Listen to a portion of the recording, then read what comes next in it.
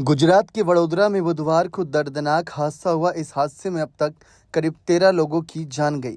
इस हादसे को लेकर कांग्रेस के साथ ही विपक्षी दल आम आदमी पार्टी ने भी भाजपा सरकार पर निशाना साधा। आम आदमी पार्टी गुजरात के प्रदेश अध्यक्ष ईशदान गढ़वी ने कहा कि अगर मुख्यमंत्री भूपेंद्र भाई पटेल सरकार चलाने में असमर्थ हैं तो उन्हें इस्तीफा दे देना चाहिए। गढ़वी ने कहा कि ये ब्रिज एक भ्रष्टाचार का उदाहरण था, इसीलिए मानव जनित हादसा था। गुजरात की भूपेंद्र पटेल सरकार पर हमलावर होते हुए ईशदान गढ़वी ने कहा कि बीजेपी के शासन में लोग ब्रिज के ऊपर चलने और ब्रिज के नीचे खड़े होने से भी डरे हुए हैं। गढ़वी का कहना है कि इस ब्रिज को लेकर वहां के स्थानीय लोग कई सालों से शिकायत कर रहे थे, लेकिन किसी ने नहीं सुना और फिर आपने कल देखा क्या हुआ, ब्रिज पूरी तरह से ढह गया। गढ़वी ने कहा कि ये सब भाजपा सरकार के भ्रष्टाचार की वजह से हुआ है। गुजरात की भाजपा सरकार पर भ्रष्टाचार का आरोप लगाते हुए ईशदान ने कहा कि यह हादसा बीजेपी सरकार के भ्रष्टाचार और अनदेखी की वजह है। गढ़वी का कहना है कि अगर मुख्यमंत्री भूपेंद्र भाई पटेल सरकार चलाने में असमर्थ हैं तो उन्हें तत्काल इस्तीफा दे देना चाहिए। ईशदान गढ़वी का कहना है कि हादसे के बाद आए भूपेंद्र पटेल की पोस्ट से पता चल रहा है कि वो सरकार को बचा रही हैं, जबकि उन्हें जिम्मेदारी लेनी चाहिए थी। गढ़वी का कहना है कि यहाँ लोग मर रहे थे और मुख्यमंत्री अपनी सरकार का बचाव कर रहे थे।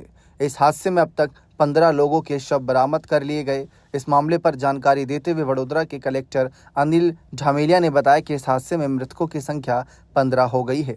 कलेक्टर ने बताया कि नदी से 3 और शव बरामद किए गए हैं। कलेक्टर का कहना है कि कई रेस्क्यू टीम नदी में लगातार खोजबीन कर रही है। उनका कहना है कि अभी भी नदी की गाद में 2 वाहन फंसे हुए हैं। इस पर कुछ और भी बयान सामने आए हैं, जहां पर आप ये बयान सुनकर इस मामले की अधिक जानकारी पाएंगे। देखें ये बयान। देखिए, जैसा मैंने बताया आपको कि हमको कल 9 बजे के आसपास हमको जिला प्रशासन के द्वारा सूचना मिली थी कि ऐसे ऐसे पालड़ा तालुका में एक ब्रिज डैमेज हो गया है और उसमें जो भी विक्टिम्स हैं उनको रिट्रीव करने के लिए हमारी एनडीआरएफ की एक टीम की मांग की गई थी। तो हमने अपनी एक टीम को तत्काल यहाँ पर भेजा। हमारी टीम जो ही यहाँ पर पहुँची है तो हमने अपना रेस्क्यू ऑपरेशन स्टार्ट कर दिया। जो ही मैं यहाँ पर पहुँचा हूँ टीम के साथ ही, तो हमने ये असेस किया कि हमारी एक टीम से काम नहीं हो पाएगा, हमारे को और ज़्यादा टीम की आवश्यकता है। तो हमने अपने हायर हेडक्वार्टर से और खुद डिसीजन लेकर एक टीम को हमने और डेप्यूट किया। उसके बाद भी हमें महसूस हुआ कि हमारी और टीम की आवश्यकता है, तो हमने एक सब टीम को और हमने यहाँ पर डेप्यूट किया। इस तरह से हमारी 2 टीमें और एक सब टीम हमारी यहाँ पर तैनात है और हम रेस्क्यू का कार्रवाई कर रहे हैं। सर, अब तक कितनी बॉडीज निकाली जा चुकी है? अब तक जिला प्रशासन के द्वारा बताया गया है कि 13 डेड बॉडीज रिट्रीव की जा चुकी है और 5 लाइव विक्टिम्स को रिट्रीव किया गया है। सर, फिलहाल प्लान ऑफ एक्शन क्या है? किस प्रकार की स्ट्रेटेजी कर रहे हैं? क्या आपकी प्रायोरिटी है रेस्क्यू करने की? हमारी सबसे ज़्यादा प्रायोरिटी तो यही है कि हम जल्दी से जल्दी इस पूरे इलाके को चेक करके और जो भी बॉडीज़ हैं उनको रिट्रीव करें, और भी अगर कोई हमको यहाँ पर सजीव भी कोई मिलता है तो हम उसको भी रिट्रीव करें। और हमारा एक्शन प्लान यही है कि आप देख रहे होंगे कि एक रैम्प बनाया जा रहा है। रैम्प बनाकर हम इंसिडेंट साइड के जहाँ पर की व्हीकल्स हैं उसके नज़दीक से नज़दीक पहुँचकर हम उनको रिट्रीव करें, प्लस अपने डीप डाइवर से हम चेक करेंगे कि अंदर कोई बॉडीज़ तो नहीं है, उनको भी हम रिट्रीव करेंगे। सर, इस पूरे रेस्क्यू अभियान में कितना और टाइम लग सकता है अंदाजे से? अंदाजे से हम कोशिश करेंगे कि हम दोपहर तक इस ऑपरेशन को ख़त्म करें, ताकि जल्दी से जल्दी इस कार्रवाई को ख़त्म करके और हम ऑपरेशन को कंक्लूड करें। सर, आपका नाम और दोस्त? मैं सुरेंद्र सिंह हूँ, कमांडेंट 6 बटालियन एनडीआरएफ। भाई, क्या कहेंगे कल के जो हादसा हुआ है, ब्रिज कोलैप्स हो गया? बिल्कुल, देखो, भाजपा के राज में अब लोग डर रहे हैं कि ब्रिज के नीचे खड़े रहे या ब्रिज से ऊपर चले।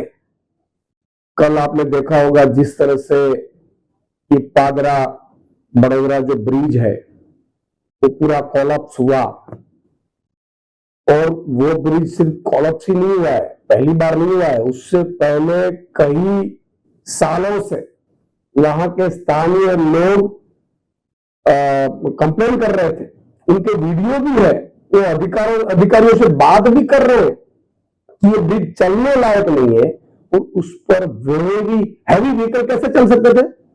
लेकिन ये भाजपा के भ्रष्टाचार का एक नमूना है, भाजपा की सरकार चलाने की जो अड़ाउड़त है उसका नमूना है, और इसलिए ये मानव सर्जित हादसा है। ये कोई कुदरती हादसा नहीं है। ब्रिज कोलैप्स सिर्फ नहीं हुआ है, भाजपा की सरकार की लापरवाही की वजह से ये ब्रिज कोलैप्स हुआ, लोग मरे, 13 लोगों की मौत हुई है। क्या हम तब तक इंतजार कर रहे थे कि लोग यहां से पुल गिरे और लोग मरे और बाद में हम जांच बिठाए। और मुख्यमंत्री से अगर गुजरात नहीं संभल रहा है तो मुख्यमंत्री को रिजाइन दे देना चाहिए।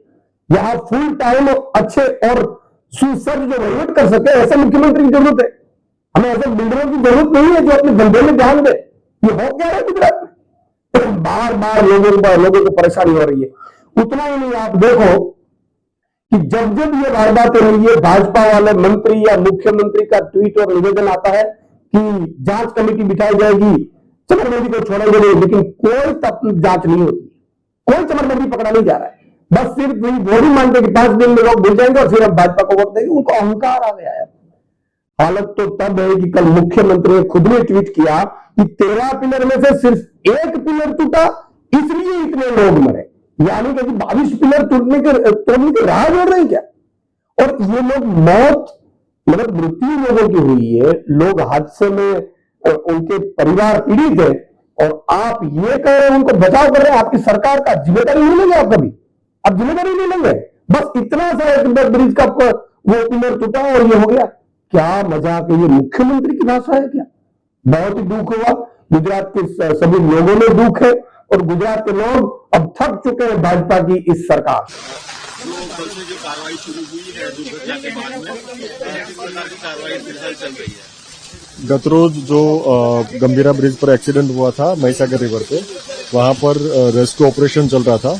रेस्क्यू एंड रिकवरी की प्रोसेस कल मॉर्निंग से कंटिन्यूअस चल रही है।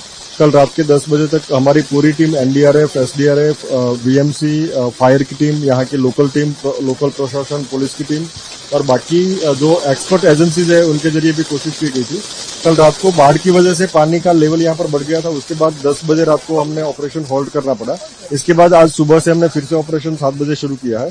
सुबह से हमारी पूरी टीम यहाँ पर तैनात है और एनडीआरएफ की और एसडीआरएफ की टीम पूरे एरिया का सर्च कर रहे हैं। यहाँ से आगे डाउनस्ट्रीम एरिया में 4 किलोमीटर एरिया का भी हम सर्च कर रहे हैं। आज मॉर्निंग में भी हमने 3 डेड बॉडीज रिकवर की है, तो अभी तक जो डेथ का टोल है अभी तक 15 हुआ है। इसके अलावा भी जो मिसिंग पर्सन है उसका लिस्ट भी हमारे पास है, जिसमें 3 मिसिंग पर्सन है। साथ ही साथ आपके जरिए मैं अपील भी करना चाहता हूं कि यहाँ पर कम्युनिटी एंगेजमेंट भी हमें पूरा सपोर्ट मिला है, हमें पूरा सहकार मिला है और जहां पर भी बताया उन्होंने काफी रेस्क्यू ऑपरेशन में काम किया है। हमारी पूरी टीम यहाँ पर एटलीस्ट 10 अलग अलग एजेंसीज है जो इस रेस्क्यू ऑपरेशन में लगी हुई है और कल सुबह से रात लेट नाइट तक उन्होंने कंटिन्यूअस काम किया है। हमारे यहाँ पर जो सारी डिटेल्स मिली है उसमें 2 डिटेल्स मिसिंग है। उसमें एक व्हीकल छोटा सा है जो आइदर अल्टो या वैगनआर जितना व्हीकल है। उसके अलावा एक आइसर है, उसका वेयर अबाउट हमने सीसीटीवी फुटेज भी चेक किया है, सारी डिटेल्स भी चेक की है और यहाँ पर कंटिन्यूअस, क्योंकि वो कीचड़ के अंदर बिल्कुल धंस गया है इसीलिए उसका थोड़ा सा निकलना डिफिकल्ट हो रहा है। अगर किसी को इन्फॉर्मेशन मिलती है तो हमको इन्फॉर्मेशन भी शेयर करें ताकि हम उसका रेस्क्यू ऑपरेशन आसानी से कर सके। तो जो भी लीड मिलती है, जो भी कोई अगर मिसिंग पर्सन की डिटेल है, हमारे कंट्रोल रूम में इन्फॉर्मेशन देंगे तो हम उसको रेस्क्यू ऑपरेशन बहुत हम आसानी से कर पाएंगे।